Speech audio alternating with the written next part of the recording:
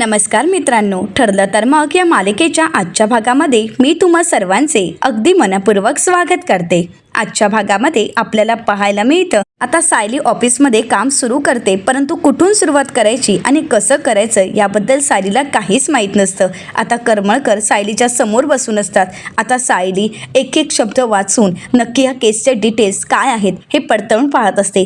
तर करमळकर आता सायलीला विचारतात, मॅडम अजून किती वेळ लागणार आहे? तर सायली म्हणते झालंच। तोपर्यंत ऑफिसचा स्टाफ येत सायलीला म्हणू लागतात की मॅडम यावर सही हवी आहे। तर दुसरीकडे आता ऑफिसमध्ये फोन आलेला असतो आणि पुढच्या केसची तारीख मिळाली हे सांगितलं जातं। तर परत तिसरी व्यक्ती येत म्हणते, मॅडम या केसचे डिटेल्स आले आहेत आणि आता त्यांना काय कळवायचं आहे, कारण आपल्याला लवकरची तारीख मिळणार आहे। आता सायलीला सर्वजण भांबावून सोडतात। चार दिशेने चौघजण प्रश्नावर प्रश्न विचारू लागतात। कोणाचं काम पहिलं करावं सायलीला काहीच कळत नसतं। तर ऑफिस स्टाफ सायलीला म्हणतात, मॅडम सही करा, डॉक्युमेंट पुढे पाठवायचे आहेत। सायली म्हणते माझी सही, आता सही करावी की नाही हेही सायलीला कळत नसते। सायली पूर्णपणे बिथरून गेलेली असते, तिला काय करावं काहीच कळत नसतं। तर आता करमळकर म्हणू लागतात, मॅडम अहो किती वेळ लागणार आहे? तुम्ही तर म्हणाला होता ना की काम होईल, परंतु झालंच नाही आहे। सायली म्हणते 2च मिनटं, ह्या सह्या झाल्या की होईलच। परंतु अजून काही सायलीच्या सह्याही होत नसतात आणि करमळकरांचं कामही होत नसतं। तर आता फोनवर फोन येत असतात आणि केसचे डिटेल्स चालू असतात, परंतु ते कसं हँडल करावं सायलीला काहीच कळत नसतं। आता हे सगळं काही चैतन्याच्या लक्षात येतं। चैतन्य सर्वांना शांत करतो आणि म्हणू लागतो, 1 मिनिट, सगळी कामं होतील। करमळकर आम्ही 2 दिवसात तुम्हाला कळवू, तुम्ही तोपर्यंत येऊ शकता असं म्हणत आता चैतन्याने कसंबसं करमळकरांना तिथून पाठवून दिलेलं असतं। तर त्यानंतर चैतन्य सायलीला म्हणतो, वहिनी तू यावर सह्या कर, डॉक्युमेंट्स आम्ही देऊ असं म्हणत आता ऑफिस स्टाफलाही बाहेर पाठवून देतो। तर त्यानंतर आता चैतन्य सायलीला म्हणतो, वहिनी सगळं काही कठीण जातंय, मलाही कळतंय। तर सायली मनाशीच म्हणते की हे तर सगळं इडलीच्या पिठापेक्षाही पचपचतंय। आता चैतन्य म्हणतो की वहिनी तू रिलॅक्स हो, सगळं काही आपण हँडल करू। आपण एक काम करू, आता जे आपल्याला कॉल आलेत त्याला आपण कॉलबॅक करू, ते रिटर्न कॉल करू, डिटेल्स विचारू आणि त्यानंतर आपण एक एक क्लायंट हँडल करू। सायली म्हणते बरं ठीक आहे। तर सायली चैतन्य हे दोघंही मिळून काम करत असतात, परंतु दडपण मात्र भरपूर आलेलं असतं। चैतन्य म्हणतो, वहिनी तू काळजी करू नकोस, तू रिलॅक्स हो। तर सायली चैतन्याला म्हणते, रिलॅक्स होण्यासाठी माझ्याकडे एकच उपाय। आता चैतन्याच्या लक्षात येतं की सायलीचा उपाय काय आहे। आता सायलीचा उपाय म्हणजे सायलीने अर्जुनला फोन केलेला असतो। तर दुसरीकडे अर्जुनने तर आपली कामं अगदी परफेक्ट करायला सुरुवात केलेली असते। अर्जुनने कपडेही मशीनला लावून ते वाळत घालण्यासाठी बाहेर आलेला असतो। आता कपडे वाळत घालत असताना सायलीचा फोन आलेला असतो। अर्जुन पाहतो तर बायकोचा फोन। सायली म्हणते, काय मग कामं जमतायत ना? तर अर्जुन म्हणतो, मला डिस्टर्ब करण्यासाठी तू फोन केलायस ना, मला चांगलंच माहीत आहे। सायली म्हणते, नाही नाही, मी तुम्हाला डिस्टर्ब करण्यासाठी नाही, तर मशीनवर आता नक्की कोणतं कलम लावताय हे पाहण्यासाठी। तर अर्जुन म्हणतो, माझी कामं मला जमतायत, टोमणे मारायची अजिबातच गरज नाही आहेत, माझी कामं अगदी परफेक्ट करतोय आणि हो त्यामध्ये मला डिस्टर्ब करायची गरजच नाही। परंतु तुझं बघ लिगल डॉक्युमेंट आता ड्राफ्ट करायचे आहेत, ते जमतंय का? तर आता सायली चैतन्याला विचारते की कोणते लिगल डॉक्युमेंट्स? तर त्याचवेळी ऑफिसचा स्टाफ आता सायलीकडे डॉक्युमेंट घेऊन येत म्हणतात की मॅडम हे डॉक्युमेंट ड्राफ्ट करायचे आहेत। सायली म्हणते, हो हो होईल ना। तर आता सायली अर्जुनला म्हणते, माझ्यासमोर डिटेल्स आलेच आहेत आणि ते काम लवकरच पूर्ण होईल। तर अर्जुन म्हणतो, परंतु तुझ्या या कामात तुला कोणाची तरी मदत लागते हे मान्य कर। बायको मी काय म्हणतो, तू हरली आहेस हे जाहीर कर ना आणि माघार घे आणि घरी ये। सायली म्हणते, तुम्ही हरला आहात का? तुम्ही हरला असाल तर तुम्ही माघार घ्या, पण मी माझी कामं नीट करते आणि हो मी हरले की जिंकले यापेक्षा तुम्ही दुपारच्या जेवणाचा विचार केलाय का? कारण बाकी सगळ्यांना उपाशी ठेवू नका म्हणजे झालं। अर्जुन म्हणतो, ते मी बघेन। आता अर्जुन पुढे काही बोलणार, परंतु सायली फोन कट करते। इकडे अर्जुन खुश होतो आणि म्हणू लागतो, कठीण जातंय हे सगळं काही माझ्या लक्षात येतंय, पण मलाही कठीण जातंय स्वयंपाक असं म्हणत आता अर्जुन धावत पळत घरात निघून जातो। तर दुसरीकडे आता अर्जुन आणि त्याची झालेली फजिती पाहून इकडे चैतन्याला मात्र खूप हसायला येत असतं। तर आता चैतन्य सायलीला विचारतो की सायली वहिनी मला सांग, अर्जुनला जेवण जमेल ना? तर आता सायली म्हणते, बघू काय करतायत नक्की। तर इकडे पोलीस स्टेशनला आपल्याला पाहायला मिळतं नागराज काका विचार करू लागतात। महिपत शिकरे शांत झोपलेले असतात। त्यांच्याकडे पाहत नागराज काका मनाशीच म्हणतात, हा महिपत दिवसेंदिवस डोईजाड होत चालला आहे। साक्षी नावाचं शस्त्र मी वापरतोय खरं, परंतु हे शस्त्र अजून किती दिवस उपयोगाला येईल? एक ना एक दिवस याने जर माझं नाव पोलीस स्टेशनमध्ये घेतलं, याने जर जबाब दिला, तर मग मी आयुष्यभर असंच जेलमध्ये सडणार आहे. परंतु नाही, काही करून मला स्वतःची सुटका करून घ्यावीच लागेल. पण काय करू? आणि त्यात प्रियाने मला मोबाईल का पाठवला असेल? आणि त्यात तिने चिठ्ठीमध्ये असं लिहिलंय की ती माझी साथ सोडणार नाही. परंतु या पोरीवर विश्वास तरी कोण ठेवेल? कारण ही पोरगी विश्वास ठेवण्याच्या लायक आहे तरी का? कुठल्या क्षणी काय करेल काही कळणार नाही. परंतु माझं नशीबसुद्धा इतकं खराब आहे की आता मला प्रियाची मदत घेतल्याशिवाय दुसरा कुठला पर्यायच नाही. शेवटी मला प्रियाचीच मदत घ्यावी लागणार. असं म्हणत आता नागराज काका त्या फोनचा वापर करत प्रियाला फोन करायचा ठरवतात आणि यासाठी ते मुद्दामून गाणं गुणगुणू लागतात. आणि ज्यावेळी कॉन्स्टेबल बनसोडे पाहतात त्यावेळी आता नागराज काका खुणावूनच महिपत शिकरेंना तिथून घेऊन जायला सांगतात. आता बनसोडे यांना प्रियाने पैसे दिल्यामुळे त्यांना आता महिपत शिकरेंना तिथून घेऊन जावंच लागतं. नागराज काकांचं काम करावं लागतं. आता महिपत शिकरेंना घेऊन जाण्यासाठी बनसोडे आतमध्ये येतात आणि त्यांना उठवत म्हणतात, उठ, आता तुला साहेबांनी बोलवलं आहे. तर महिपत शिकरे म्हणतात, बनसोडे आताच कुठे डोळा लागला होता आणि अचानक तू मला घेऊन जायला आलास? असं म्हणत बनसोडे आता महिपत शिकरेंना तिथून घेऊन जातात. आणि त्यानंतर आता नागराज काकांना याला फोन करण्याची संधी मिळालेली असते. तर दुसरीकडे इकडे ऑफिसमध्ये आपल्याला पाहायला मिळतं सायली केसचा अभ्यास करत असते आणि त्याचवेळी चैतन्य सायलीसाठी आणि आपल्यासाठी चहा घेऊन येत म्हणतो, वहिनी हा घे गरमागरम चहा. सायली म्हणते, चैतन्य भाऊजी तुम्ही चहा घेऊन आलात? असं म्हणत आता सायली चहा पिण्यासाठी बसते. आता चैतन्य आणि सायली दोघंही चहा पित असतात.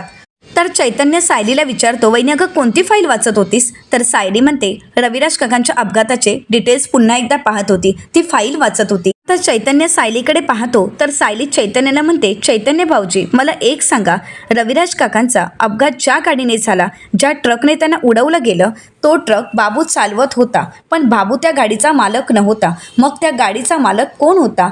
तर आता चैतन्य सायलीला म्हणतो, वहिनी अगं हे शोधण्याचा खूप प्रयत्न केला, परंतु रविराज सर म्हणालेत की हाताला काहीच लागलं नाही, कुठलेच पुरावे हाती लागले नाहीत, त्यामुळे अजूनपर्यंत कळालंच नाही की त्या गाडीचा मालक नक्की कोण होता. तर सायली चैतन्याला म्हणते, 20-22 वर्षापूर्वी या गोष्टींचा शोध घेणं खरंच खूप कठीण होतं. ते खरंच जडही गेलं असेल, परंतु आता आपल्याला त्याचा शोध घेणं खरंच खूप सोपं आहे. कदाचित आजही आपल्याला ते सत्य कळूही शकतं की ती गाडी नक्की कोणाची होती, त्या गाडीचा मालक नक्की कोण होता. तर चैतन्य सायलीला म्हणतो, वहिनी तू बोलतेस ते अगदी खरं आहे. आजच्या काळात हे सगळं शोधणं खरंच खूप सोपं आहे आणि माहिती मिळणंही सोपं आहे. पण आता आपण पुढे नक्की काय करायचं आहे? तर सायली म्हणू लागते, एकदा का त्या गाडीचा मालक कोण आहे हे आपल्याला कळालं, आपल्या समोर आलं, तर मग नागराजच्या विरोधात आणि त्या महिपत शिकरेच्या विरोधात आपल्याला अजून एक पुरावा उभा करता येणार आहे. आणि त्यासाठी आपल्याला त्या गाडीचा मालक कोण आहे हे कळणं खूप गरजेचं आहे. आता सायलीचा प्लॅन चैतन्यालाही पटत असतो. चैतन्य म्हणतो, मी एक काम करतो वहिनी की आत्ताच आपण बाबूला इथे बोलावून घेऊयात आणि त्याच्याशी बोलूयात. आणि म्हणूनच चैतन्य बाबूला घेऊन येण्यासाठी फोन करतो. तर दुसरीकडे पाहायला मिळतं की प्रिया आता नागराज काकांच्या फोनची वाट पाहत असते आणि त्याचवेळी नागराज काकांनी फोन केलेला असतो. नागराज काकांचा फोन येताच प्रिया खुश होते आणि म्हणते, हॅलो बोला काका. तर नागराज काका म्हणतात, बोल फोन का दिलायस तू? तर प्रिया म्हणते, काका अहो असं काय बोलताय, तुम्ही माझे काका आहात, लाडके काका आहात, मग मला तुमची आठवण येणार नाही का? अहो तुमची खूप आठवण येत होती आणि म्हणूनच म्हटलं की तुमच्याकडे फोन द्यावा, म्हणजे तुम्ही मला अधूनमधून फोन करत जाल, ज्यावेळी तुम्हाला माझी आठवण येईल तेव्हा. अहो तुम्ही आणि महिपत सरांनी ज्या काही ओळखी निर्माण केल्यात, परंतु त्याचा आज मात्र मला फायदा झाला. अहो तुमच्याकडे फोन पाठवून देण्यासाठी मला किती कष्ट घ्यावे लागले तुम्हाला माहीत आहेत का? तर आता नागराज काका म्हणतात, मी तुला गप्पा मारण्यासाठी फोन केला नाही, तू मला फोन का दिलायस एवढंच सांग. प्रिया म्हणते, अहो काका काहीच नाही, अहो तुम्हाला जर काही हवं असेल तर तुम्ही हक्काने मला सांगा, आपल्या माणसांसाठी मी काहीही करू शकते. तर नागराज काका म्हणतात, यात तुझा काय फायदा? तर प्रिया नाटक करत म्हणते, फायदा तोटा? अहो आपल्या माणसांमध्ये कोणी फायदा तोटा बघतं का? अहो तुम्ही माझे काका आहात, मग माझ्या काकांसाठी काही करताना मी फायद्याचा विचार करेन का? अहो आपल्या माणसांसाठी काही करत असताना कोणी फायद्याचा विचार नाही करत.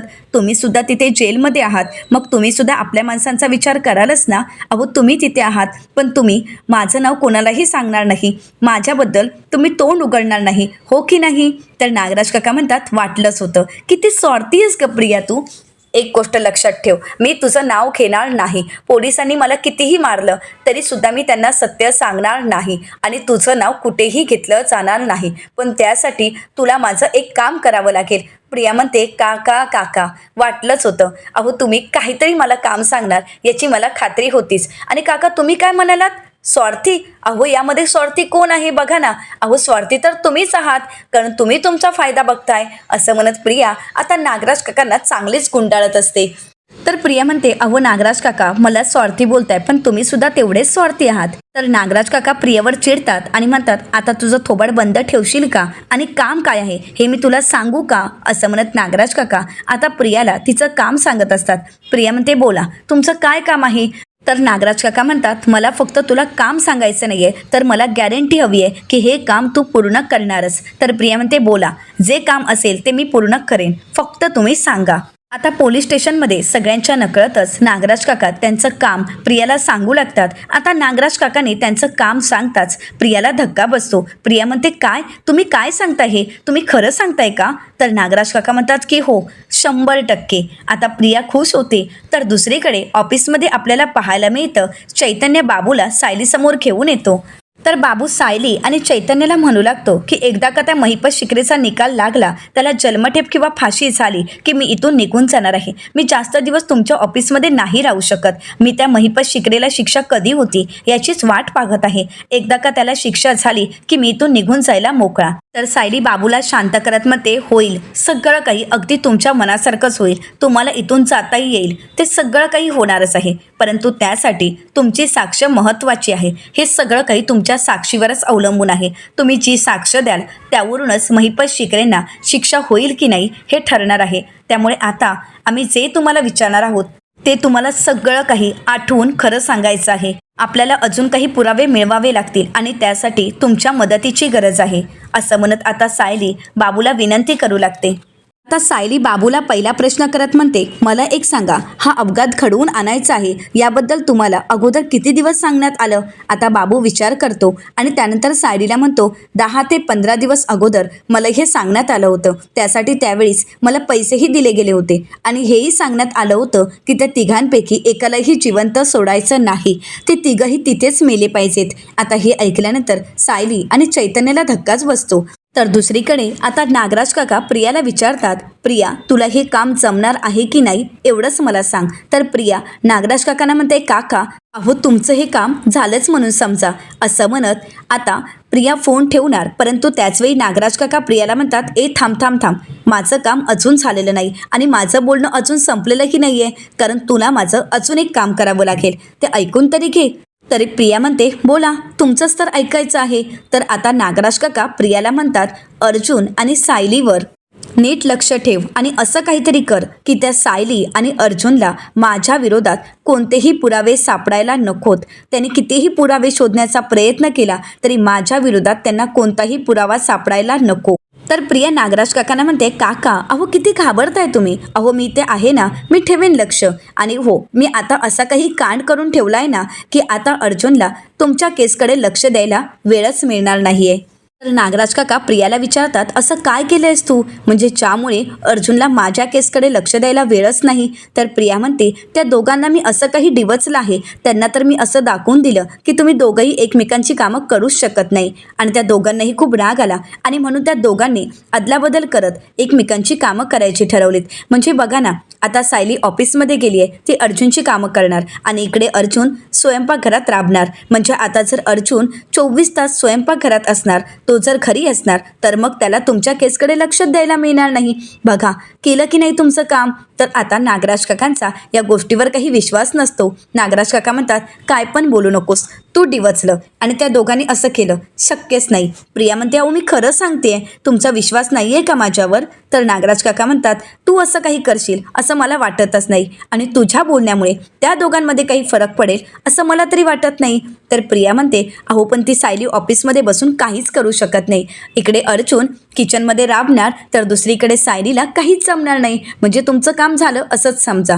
तर आता नागराज काकांना या गोष्टीवर विश्वास बसत नसतो. तर प्रिया म्हणते, काका मी एक काम करू का, मला जसा वेळ मिळेल तसा मी त्यांचा तुम्हाला फोटो पाठवेन. नागराज काका म्हणतात, माझ्या बाजूने राहण्यासाठी तू काय करशील आणि काय नाही याचा नेम नाही, मला ते चांगलंच माहीत आहे, तू फोन ठेव. असं म्हणत नागराज काका प्रियाचा फोन ठेवतात. आता प्रिया खूप चिडलेली असते. तर दुसरीकडे सुभेदारांच्या घरी कल्पनाताई आणि सर्वच जण सायलीची वाट पाहत असतात.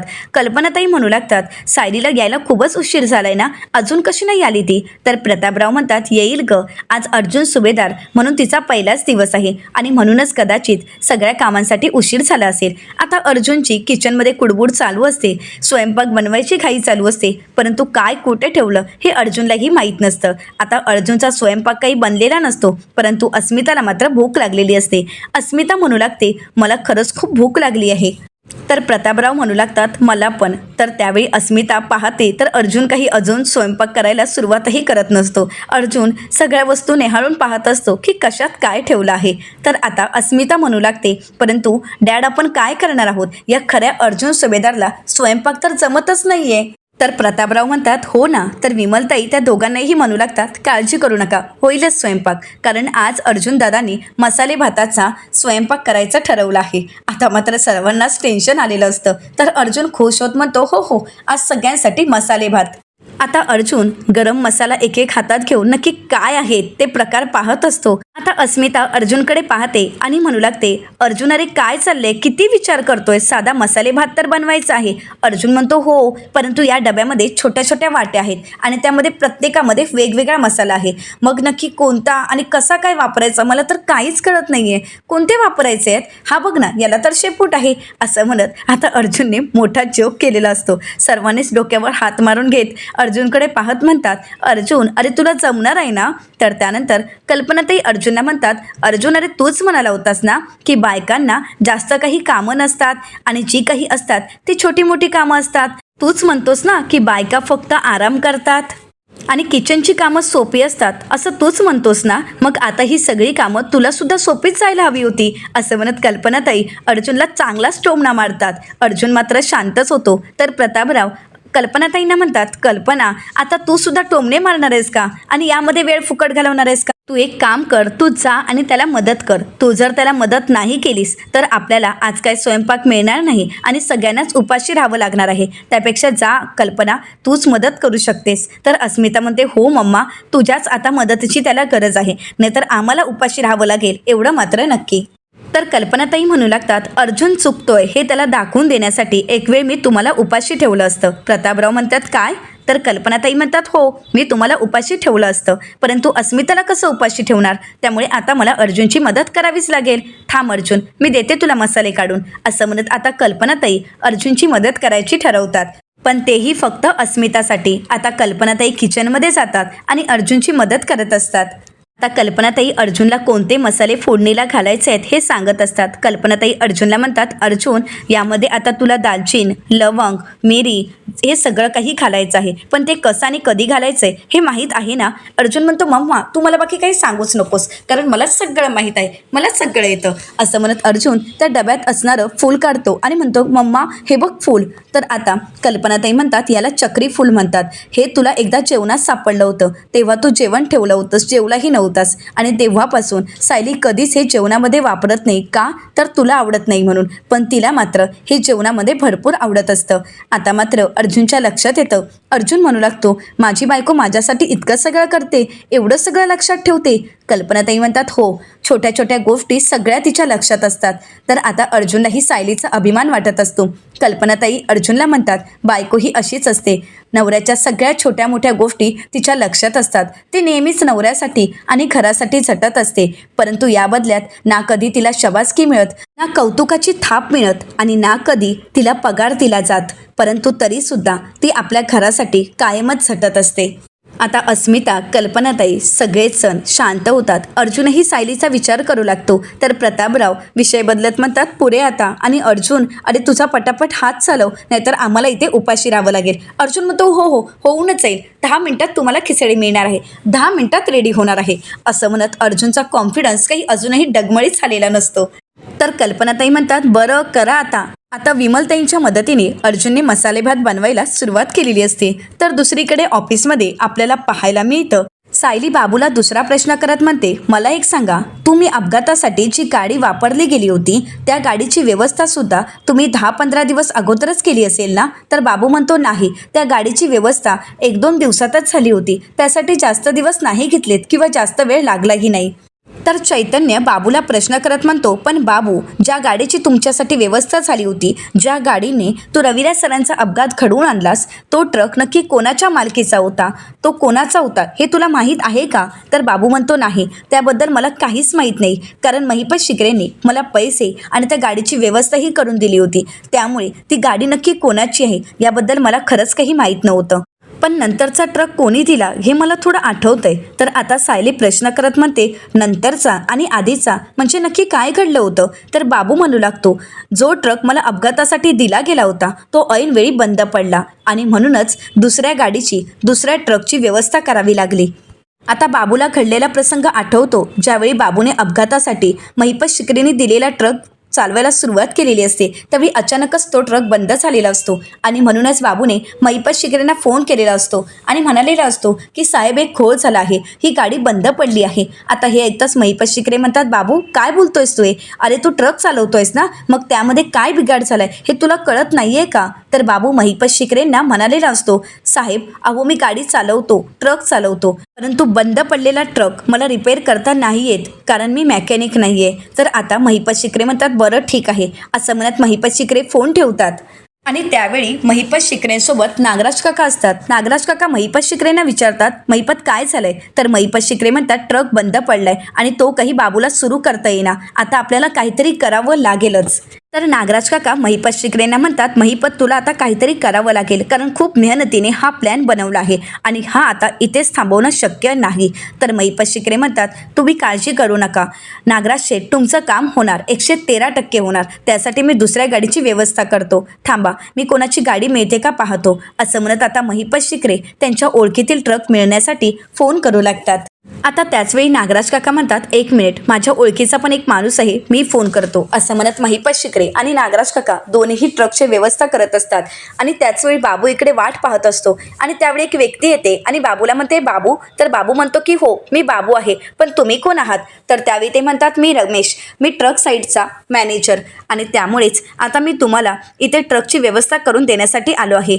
तर ते महिपत शिकरेंना फोन करतात आणि म्हणतात, हो सर, मी इथे आलो आहे. तर ते बाबूकडे फोन देतात आणि म्हणतात, तुमच्या साहेबांशी बोलून घ्या. आता महिपत शिकरे बाबूला म्हणतात, बाबू, ट्रकची व्यवस्था झाली आहे का? तर बाबू म्हणतो, नाही, ट्रकची व्यवस्था तर झाली नाही आहे, परंतु हे साईड मॅनेजर कोणतरी आले आहेत, रमेश म्हणून आहेत. असं म्हणत आता महिपत शिकरे फोन ठेवताच इथे बाबूच्या समोर गाडी उभी असते. तर रमेश म्हणू लागतात की ही बघा, गाडीची व्यवस्था झाली आहे, हीच आहे ती गाडी, हाच ट्रक आहे जो तुम्हाला घेऊन जायचा आहे. असं म्हणत आता महिपत शिकरेंनी आणि नागराज या दोघांनी मिळून रमेशच्या मदतीने ट्रकची व्यवस्था केलेली असते. आता हा घडलेला प्रसंग ज्यावेळी बाबू सायली आणि चैतन्याला सांगतो, त्यावेळी आता सायलीच्या सगळं काही लक्षात येतं. सायली म्हणू लागते, याचाच अर्थ दुसऱ्या ट्रकची व्यवस्था सुद्धा नागराजनेच केली असावी आणि नागराजनेच त्या रमेशला बाबूकडे ट्रक घेऊन जायला सांगितलं असावं. मला तर खात्री आहे की हे सगळं काही प्लॅन नागराजचंच असावं. तर आता चैतन्य म्हणतो, मलाही असंच वाटतंय आणि म्हणूनच चैतन्य आता बाबूला म्हणतो, बाबू, तुला त्या व्यक्तीचं नाव आठवतंय, परंतु त्याचं आडनाव वगैरे काही माहीत आहे का? तर बाबू म्हणतो, नाही, त्या आडनावाबद्दल तो कधी बोललाच नव्हता, म्हणजे तो ज्यावेळी समोर आला त्यावेळी रमेश असंच बोलला होता, त्यामुळे त्याचं आडनाव मला माहीतच नाही आहे. तर सायली बाबूला म्हणते, परंतु त्याचा चेहरा आठवतोय का तुला? म्हणजे ती जर व्यक्ती तुझ्या समोर आली तर तू ओळखू शकतोस का? तर बाबू म्हणतो की हो, ती व्यक्ती समोर आली तर मी ओळखू शकतो. चैतन्य म्हणू लागतो, मग आपल्यासाठी एक स्केच आर्टिस्ट सुद्धा पुरेसा आहे. तर आता सायली चैतन्याला लगेच स्केच आर्टिस्टला बोलवायला सांगते. आता सायलीने सांगितल्याप्रमाणे चैतन्य स्केच आर्टिस्टला ऑफिसमध्ये बोलावून घेतो. आता बाबू ज्याप्रमाणे वर्णन करेल त्याप्रमाणे स्केच तयार करायला सुरुवात केली जाते. आता बाबूने सांगितल्याप्रमाणे स्केच तयार केलं जातं. तर सायली विचारते, स्केच झालंय का? तर स्केच आर्टिस्ट म्हणतात की हो, स्केच तयार आहे. असं म्हणत ते स्केच आता बाबूच्या हातात दिलं जातं. आता ते स्केच पाहिल्यानंतर बाबू खात्रीशीर म्हणतो की हाच तो रमेश. आता हे ऐकल्यानंतर सायली आणि चैतन्य खुश होतात. तर त्यानंतर चैतन्य आणि सायली दोघंही ते स्केच पाहतात तर सायली बाबूला म्हणते, खरंच तुमची खूप मोठी मदत झाली आहे. आता एकदा का हा साईट मॅनेजर सापडला, आपलं काम झालंच म्हणून समजायचं. म्हणजेच नागराजच्या विरोधात खूप मोठा पुरावा आपल्या हाती लागू शकतो. आता चैतन्य सायलीचं कौतुक करत म्हणतो, वहिनी अगं तुला कळतंय का, तू पहिल्याच दिवशी खूप मोठं यश मिळवलंयस. तुला माहीतही नाही की केवढं मोठं काम तू केलंयस. तर आता सायली चैतन्याला म्हणते, चैतन्य भाऊजी, मी इन्स्पेक्टर सावंत यांना फोन करू का, म्हणजे आपल्याला पुढची दिशा ठरवता येईल. आता सायली लगेच इन्स्पेक्टर सावंत यांना फोन करते आणि घडलेला प्रसंग सांगत म्हणते, इन्स्पेक्टर सावंत, तुमच्या मदतीची गरज आहे. मी सायली अर्जुन सुभेदार बोलत आहे. मला आत्ताच एक स्केच मिळाला आहे. ते जर स्केच, ती व्यक्ती जर आपल्याला सापडली तर आपल्याला किल्लेदार अपघातातील मोठा पुरावा हाती लागू शकतो. त्यामुळे ते स्केच मी तुम्हाला पाठवते. त्या व्यक्तीचा तुम्ही शोध घेऊ शकता का, आणि ते स्केच तुम्ही प्रत्येक पोलीस स्टेशनला पाठवा, म्हणजे कोणी ना कोणी नक्कीच त्या व्यक्तीला ओळखू शकेल. असं म्हणत आता इन्स्पेक्टर सावंतांनी मदत करायला होकार दिल्यामुळे आता सायली लगेच स्केचचा फोटो त्यांना पाठवते. तर येणाऱ्या पुढील भागामध्ये आपल्याला पाहायला मिळतं, अर्जुन घरी येताच अस्मिता आठवण करून देत म्हणते, आज रोज डे आहे, मग अर्जुन काही गुलाबाचं फूल वगैरे आणलेस की नाही सायलीला. तर अर्जुन म्हणतो, हो मी आणलं आहे. तर सायली ही अर्जुनला म्हणते, मी सुद्धा तुमच्यासाठी काहीतरी घेऊन आले आहे. असं म्हणत आता सायली खुश होत अर्जुनला आपली भेटवस्तू देणार. तर अर्जुनही त्याने आणलेला बुके आणण्यासाठी जातो. परंतु इकडे मात्र प्रियाने तो बुके उद्ध्वस्त केलेला असतो आणि म्हणू लागते, हा पहिलाच दिवस मी तुमच्यासाठी उद्ध्वस्त करून टाकला आहे. असं म्हणत तो बुके उद्ध्वस्त करत आता सायली अर्जुनची स्वप्न उद्ध्वस्त करण्याचा प्रियाचा प्लॅन असतो. आता सायली ज्यावेळी अर्जुनच्या हातात बुके देते त्यावेळी अर्जुन गुडघ्यावर बसतो आणि सायलीसाठी अनमोल असणारं फूल म्हणजे मसाल्यातील चक्री फूल हातात देतो. आता मात्र सायली खुश होते आणि म्हणू लागते, आत्तापर्यंतच्या रोज डेला कोणीही आपल्या प्रियसीला, आपल्या बायकोला किंवा आपल्या जवळच्या व्यक्तीला अशी भेट दिली नसेल. एवढं अनमोल वस्तू तुम्ही मला दिली आहे, जी माझ्यासाठी सगळ्यात प्रिय आहे. असं म्हणत सायली खुश होते. आता प्रियाचा प्लॅन तिथेच उद्ध्वस्त झालेला असतो. परंतु प्रियाचं हे कारस्थान सगळ्यांसमोर येईल का, हे पाहणं अतिशय रंजक ठरणार आहे. मित्रांनो, अशाच मालिकांचे नवनवीन अपडेट पाहण्यासाठी चॅनलला नक्कीच सबस्क्राईब करा. आजचा व्हिडिओ तुम्हाला कसा वाटला हे कमेंट करून नक्कीच कळवा. आजचा व्हिडिओ जर तुम्हाला आवडला असेल तर व्हिडिओला लाईक करायलाही विसरू नका. व्हिडिओ पाहिल्याबद्दल तुम्हा सर्वांचे अगदी मनपूर्वक धन्यवाद.